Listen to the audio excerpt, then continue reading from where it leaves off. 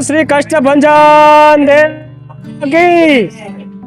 आज शनिवारे साळंगपुर पदयात्राए जता यात्रिकोनी सेवामां दादानो विसामो सेवा ग्रुप द्वारा साळंगपुर पदयात्रा जता तमाम पदयात्रिकोने छाशनी सेवा छाशनो प्रसाद राखवामां आव्यो छे। जेमां छाशना प्रसादमां अमारा महेशभाई छे, अमारा जिग्नेशभाई छे, अमारा राजूभाई छे, તેમજ અમારી સાથે અમારા પરબતસિંહ સાહેબ તો જોડાય છે, પણ આજ અમારા એક બીજા સાહેબ પણ જોડાયા છે, નરેન્દ્રસિંહ સાહેબ પણ અમારી સાથે જોડાયા છે। એનો વિશેષ આનંદ છે અને આજ જેમણે છાશની સેવા આપી છે એવા અમારા રાજુભાઈ ઝાંઝરુકિયા તરફથી આ છાશની સેવા આપવામાં આવી છે। તો દાદા એમને ખૂબ જાજુ આપે। આપને કોઈને આવો પ્રસાદ દેવો હોય તો દાદાનો વિસામો ગ્રુપમાં આપ બધા જે મિત્રો એડ છો એમાં એડમિનનો સંપર્ક કરવાનો ભૂલશો નહીં। તો હાલો આપણે આગળની સેવા શરૂ કરીએ। બોલો કષ્ટભંજન દેવ કી।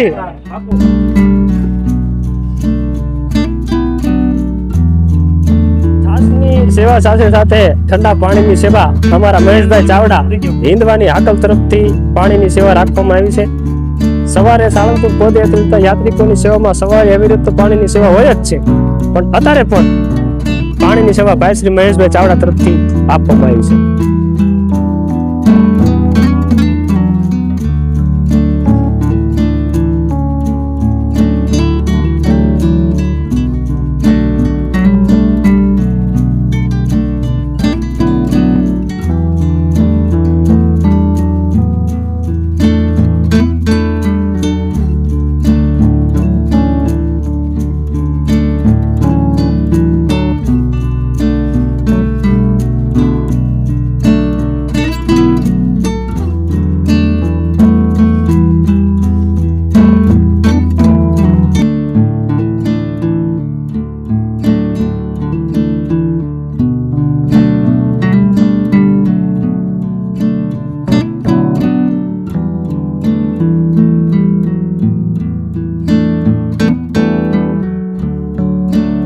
ગામે અમારા સ્નેહી મિત્ર ભાઈ શ્રી મહેશભાઈના ઘર પાસે સાળંગપુર પદયાત્રા જતા પદયાત્રિકોની હિંદવાની હાકલ મહેશભાઈ તરફથી ખૂબ સરસ મજાની સેવા અને જે દાતા રાજુભાઈ ઝાંઝરુકિયા તરફથી છાશનું દાન આપવામાં આવ્યું છે એનું જે અત્યારે મુખ્ય સ્થાન છે એ આ છે।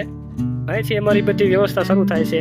અમારા સેવામાં જુઓ અમારા કુણાલભાઈ છે, પછી અમારા ઉત્સવભાઈ છે, પછી પાર્થભાઈ છે, પછી દક્ષભાઈ છે, બધા છોકરાઓ સાળંગપુર પદયાત્રા જતા યાત્રિકોની સેવા કરી રહ્યા છે। અને હવે અહીંથી અમે બીજી છાશ ભરશું। છાશ ખૂટી ગઈ છે અને હવે છાશ ભરી અને વળી પાછા આગળ સાળંગપુર પદયાત્રા જતા યાત્રિકોની સેવા કરશું।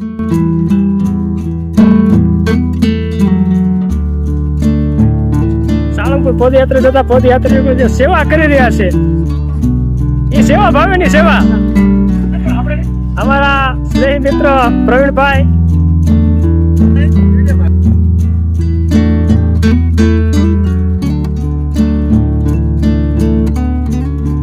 તો સાળંગપુર પદયાત્રાએ જતા યાત્રિકોની ભાવપૂર્વક સેવા કરી।